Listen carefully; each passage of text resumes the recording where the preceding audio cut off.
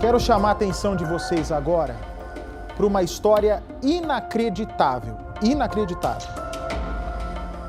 E eu vou receber essa carta, é uma carta enigmática, é uma carta que foi lida por essa senhora, uma mulher gentil. Pode encher a tela com a foto dessa senhorinha, Dona Maria. Só a foto dela com o filho. O filho, por sinal, ele joga na seleção brasileira de cegos, de futebol de cegos, não é isso, Zama?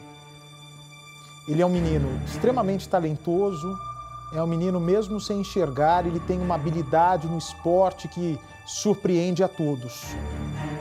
Já jogou mundial em outros países, sempre levando no peito no coração, o Brasil. E essa é a mãe dele, a senhorinha Dona Maria, que é um doce de pessoa. Uma senhorinha que sempre foi muito amável, bem falada pelos vizinhos, uma senhora que ajudava sempre que possível, que fazia filantropia e que talvez, pela bondade excessiva, ela pode ter encontrado a morte. Mas é algo ainda mais misterioso. Um rapaz que se chama Zé Carlos. O Zé Carlos, ele vem do Nordeste para São Paulo, mas ele precisa de um abrigo. O Zé Carlos precisa de um local para se abrigar. A Dona Maria, que já conhecia o Zé Carlos, pode pôr a foto aqui do Zé Carlos agora também, Edu, por favor. A Dona Maria, que já conhecia a família do Zé Carlos, diz o seguinte, olha, o Zé Carlos pode vir aqui para minha casa, vai ser tratado como um filho. E assim ela via esse menino. Era como se for uma relação de mãe para filho. E tudo indicava que realmente era recíproco. Eles começam a morar juntos, a Dona Maria, o filho dela, que é campeão aí da seleção brasileira de futebol cegos, o Zé Carlos e a irmã do Marco Antônio, a irmã do jogador e filha legítima da Dona Maria. Vem pra cá. De repente, o Zé começa a ter um comportamento estranho. Aliás, antes de eu contar da carta, você pediu para imprimir para mim, Zama? Onde é que estão as medalhas do Marco Antônio? Tem as medalhas dele. É um menino que tratava também o Zé com muito carinho. É um menino que tratava esse colega que estava dentro da casa dele, né? Se vai entrar na tua casa, que seja para tratar bem, que seja para tratá-lo com carinho, que seja para tratar o colega com respeito, com simpatia. Afinal de contas, nada mais legítimo do que alguém pedir ajuda para mudar de vida, para ter uma oportunidade, para vir buscar uma chance no mercado de trabalho aqui em São Paulo e ter uma senhora tão gentil, tão generosa dessa maneira para abrir a porta da sua casa e abrigá-lo como se fosse um filho. Vem para cá. A Dona Maria, que faz os serviços domésticos, ela começa, de repente... Pode me trazer aqui. Vem na camete, por favor. Obrigado, Paulinho. Eu não tinha visto a carta inteira.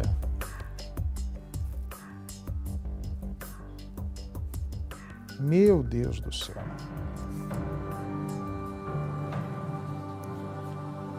Ela, então, a Dona Maria, vai até o quarto do Zé e encontra um papel em cima de um cômodo. Ela pega esse papel e lê. Você deseja alcançar a salvação? Veja esses guias. E no meio da carta, e a gente destacou aqui, pode mostrar, Cason, por favor, as escritas. A carta estava no quarto do Zé. O espírito da morte passou por aqui. O espírito da morte passou por aqui. Ela fica assustada. E de repente, durante a noite, isso foi onde, hein, Zama? Que estado foi esse? É São Paulo? Foi aqui em São Paulo? De repente, à noite, ela está dormindo e no dia seguinte encontram a Dona Maria morta. Olha a carta ali, ó. Agora, sem ser em preto e branco, aí, ó, no colorido. O espírito da morte passou por aqui. Ela encontrou a carta na casa dela.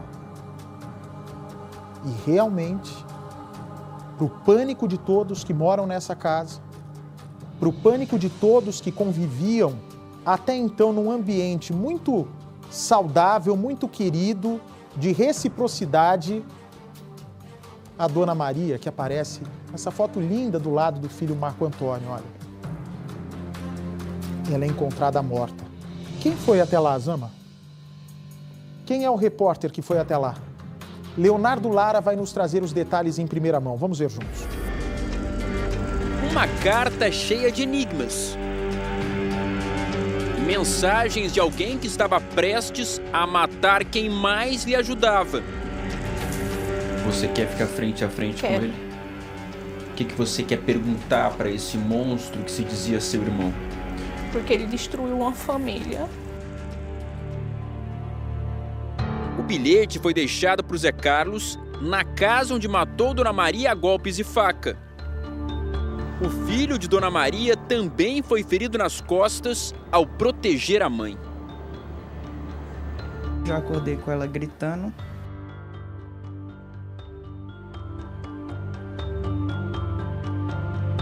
Marco é um dos craques da seleção brasileira de futebol de cegos. Treinar e treinar sempre foi a maior preocupação dele. Até que a vida mudou para sempre quando conheceu o assassino da mãe dele e os dois viraram amigos. Como que o Zé Carlos saiu de Alagoas e veio morar aqui com vocês em São Paulo? Eu conheci ele lá no tempo da pandemia, que eu fui pra lá, passei um tempo lá, depois voltei pra cá. Aí ele pediu uma ajuda, que tava passando por dificuldade lá, pediu ajuda pra vir pra cá, pra arrumar um emprego, arrumar alguma coisa pra ele fazer. Marco e a mãe abriram as portas da casa, que fica no bairro Balneário Mar Paulista, na zona sul de São Paulo. Aqui receberam Zé Carlos como se fosse alguém da família. A Dona Maria chegou a adaptar aqui a garagem da casa para o Zé Carlos ter um quarto só para ele. O rapaz dormia nessa cama de cima e contava também com um banheiro. É uma suíte, sem pagar nada. A relação era tão próxima que eles juntos chegaram a procurar um cartório para o Zé Carlos assinar o sobrenome da família. A burocracia só não foi adiante porque os outros filhos da Dona Maria que moram no Nordeste não aceitaram. Eles imaginavam que era tudo muito recente. O Zé Carlos tinha se mudado para cá há apenas 6 meses. O que ninguém imaginava é que ele mostraria tanta crueldade. Tratava igual filho. Até comprou a sandália tudo igual do Marco, a dele. Eu passei um tempo aqui com ele. Ela fez uma cirurgia aqui no ombro que era para tirar um caroço que ela tinha. Ele preocupado. Ele parecia um bom rapaz. Parecia. Mas no fundo, quem não presta já... A pessoa já conhece, né? Porque tem vezes que ele ficava muito quieto, muito calado. Marco percebia que Zé Carlos tinha uma obsessão doentia por ele. Demonstrava ter ciúme da relação entre mãe e filho. Girleide não concordava com a permanência de Zé Carlos na casa da mãe dela. Primeiro porque ele queria ser filho da sua mãe. Isso, queria até passar foi até por fora para passar o sobrenome nosso, só que nós não aceitou, né? Os filhos dela. Que é eu, meu irmão, minha irmã. No que dependesse da sua mãe, ela iria colocar o nome dela. Sim. De tanto que ela amava esse rapaz. E ele pagou com essa ingratidão cruel e brutal. Sim. No dia do crime, a Dona Maria voltou para casa com o filho por volta de 11 horas da noite. Eles retornaram juntos de um treino de futebol que terminou tarde. Quando chegaram aqui, encontraram o Zé Carlos sentado na varanda, calado, visivelmente contrariado. Ele não escondia mais a revolta por ter que ir embora daqui. Mais cedo, a Dona Maria já tinha avisado que a passagem dele estava comprada. Seria a última noite nesta casa. Ele voltaria para Alagoas. O Zé Carlos saiu da varanda e foi para o quarto dele, que fica lá embaixo. E logo em seguida, a Dona Maria se recolheu para dormir nesse quarto que ela dividia com o filho. Os dois já estavam dormindo quando o Zé Carlos subiu aqui a escada. Ninguém percebeu, ele já com a faca na mão, invadiu o quarto e atacou a mulher que cuidava dele como se fosse um filho. O Marco acordou com o desespero da mãe, tentou protegê-la e também entrou na mira do assassino. O que você lembra desse dia em que a sua mãe foi atacada e você, ao tentar protegê-la, também foi ferido? Eu cheguei do treino, eram umas 10 e pouco. Aí eu comi e fui dormir. Ele tava aqui na varanda. Depois foi na cozinha, conversou um pouco com ela, não sei o que foi, que eu tava aqui no quarto. Depois desceu para dormir. Eu peguei e dormi. Quando foi de madrugada eu já acordei com ela gritando, falando que ele tinha furado ela. Aí eu já corri pra rua para chamar ajuda. Aí foi na hora que ele também me acertou. Você tentou proteger a sua mãe? Sim. Horas antes de ser morta, Dona Maria gravou um momento em que avisou o Zé Carlos que ele teria que ir embora de São Paulo. A passagem já está comprada. Pensava dar ser as coisas melhor, mas não deu. Fazer o quê? Tá bom. Dona Maria chegou a ser socorrida, mas morreu logo em seguida no hospital. Zé Carlos foi preso em flagrante ao tentar fugir. Policiais relataram no boletim de ocorrência que ele alegou que era humilhado por Dona Maria e Marco e teria perdido a cabeça. Que ele é um monstro. Que ele já fez isso daí, já pensou tudo. Por causa que essa faca que ele usou, ele foi e comprou essa faca. Ou seja, premeditou, Tudo. teve tempo de se arrepender e não se arrependeu. E não se arrependeu. Essa bancada aqui, cheia de medalhas e troféus, era o grande orgulho da Dona Maria. Ela não escondia de ninguém a felicidade pelo sucesso do filho com a bola nos pés. O Marco joga com essa bola aqui que é adaptada. E para conseguir tantas conquistas, ele treina 3 vezes por semana. E a Dona Maria sempre acompanhava o filho. Além de levar e buscar ele na escola, o Marco está no último ano do ensino fundamental e também faz um curso de gestão. Antes da chegada do assassino, eram apenas o Marco e a Dona Maria. É que os outros filhos da Dona Maria moram no Nordeste, voltaram agora depois da tragédia. A única certeza que eles têm é que o sonho da Dona Maria de lotar ainda mais essa bancada não vai se perder. O Marco vai continuar em São Paulo, treinando até chegar à seleção principal, que era o grande sonho da Dona Maria, ver o filho brilhando nos campos de todo mundo. Há apenas 2 meses, Marco participou de um campeonato na França.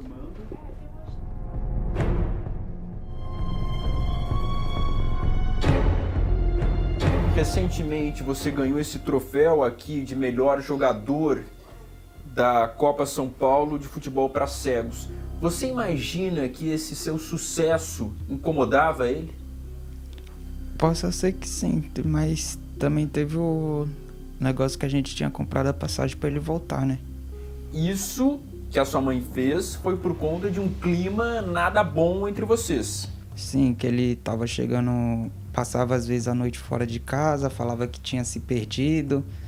Aí, às vezes chegava de madrugada, às vezes chegava de madrugada aí chamando a gente para poder abrir o portão. Fazia bagunça. É. A irmã de Marco, que hoje mora em Fortaleza, promete se mudar para São Paulo se for preciso, para que o rapaz continue a carreira de jogador de futebol. Do mesmo jeito que ela tratava nós, tratava ele. Porque ele fez isso. Que era só a minha mãe. Por nós. Marco, como é que é esse pesadelo que você está enfrentando a sua mãe, sua grande companheira, sua maior incentivadora, sua maior fã. Como é que vai ser daqui para frente? Vai ser difícil, mas eu vou seguir em frente por ela, por meus irmãos. Você não vai desistir dessa carreira linda que você tem? Não. Outros troféus vão aparecer aqui nessa prateleira. Uhum. Você deve isso a ela. Sim. Ela sempre te incentivou muito no esporte, na vida? Sempre. Desde que eu quis começar a jogar. O sujeito é acusado de assassinato. E nesse caso, além de tudo isso, né, perversidade, crueldade, ele se aproveitou da generosidade dessa senhora para buscar abrigo na casa dessa senhora e traiu a confiança da Dona Maria, se aproveitando de um momento dela, né, de intimidade, enquanto ela estava dormindo, para matá-la. Percival de Souza, num país que respeite a sua gente, num país onde a legislação é tolerância zero, qual é a chance de um sujeito como esse, se condenado, sair de dentro da cadeia algum dia? Nenhuma, num país civilizado não. Até porque tem todas as características de um crime brutal, uma deficiência de personalidade, um rapaz deformado. Quer dizer, a Dona Maria foi uma mulher, acima de tudo, misericordiosa. E você pode estar se perguntando como um rapaz cego pode jogar futebol. Porque aquela bola que o Leonardo Lara mostrou, nosso repórter, é uma bola equipada com um guizo. O guizo faz um barulho, bate, equivalente a um barulho de um sininho. Então aquilo orienta exatamente para os lugares onde a bola está passando. Esse é o estilo de bola do jogador. O que aconteceu com o rapaz que Dona Maria abrigou? Ele passou a ter ciúmes do filho biológico da Dona Maria. Ele achou que a Dona Maria dispensava mais afeto para o filho biológico do que para ele. Então ele ficou ciumado. Então quando ele escreve aquilo, o espírito da morte passou por aqui, o espírito da morte era ele mesmo. Quer dizer, a morte real não manda recado. Ele mandou um recado. Eu vou matar. Muito triste isso, Percy. Muito triste isso. A senhora que abriu a casa, né, se entregou de coração para o menino. E ele dizendo, né, se ele amasse realmente essa senhora a ponto de ter ciúmes do filho real dela, ele jamais teria feito nenhuma maldade. Então ele nunca gostou dessa senhora. É um sujeito que já nasce semente ruim, semente do mal. Você sabe, Percival, eu estava semana passada em Israel, em Tel Aviv, e estava conversando com um amigo meu que pertence ao exército de Israel, que é muito atuante, né? Eles vivem lá numa região de muitos confrontos, de muito conflito. 40 quilômetros onde eu estava é a faixa de Gaza, onde vive até hoje uma guerra, se solta míssil para Israel, Israel responde, enfim, é aquela confusão toda. E ele estava me contando, Percival, que houve um ataque terrorista há pouco tempo lá em Jerusalém. Esse terrorista foi morto pela polícia, imediatamente, claro, como sempre acontece, né? 90% dos casos o terrorista é morto na hora, para nossa sorte. E aí eles fizeram uma operação para pegar o irmão desse terrorista. Aí eu fiz uma pergunta para ele, eu falei, ora, mas matou o irmão do terrorista? Né? O cara fez alguma coisa? E ele me disse o seguinte, já nasce semente do mal. Todos os nossos estudos já mostram. Cresceu numa casa onde as pessoas são radicais, onde incitam o ódio, onde incitam a violência desde pequeno no ouvido da criança, ele vai crescer igualzinho o irmão. Então eles entraram na casa do irmão numa operação de inteligência e lá eles têm em Israel a melhor polícia de inteligência do mundo, que é o Mossad. Pegaram um rapaz que estava com fuzil dentro da casa, mataram esse irmão do terrorista, pegam a criança, ele tinha um filho, e aí me parece, pelo que ele me contou, que Israel adota essa criança, muda nome e dá oportunidade para que seja alguém na vida e se livre de um lar de terroristas. Triste, né? Triste. É como esse sujeito aí, nasceu com a semente do mal. Nasceu com a semente do mal.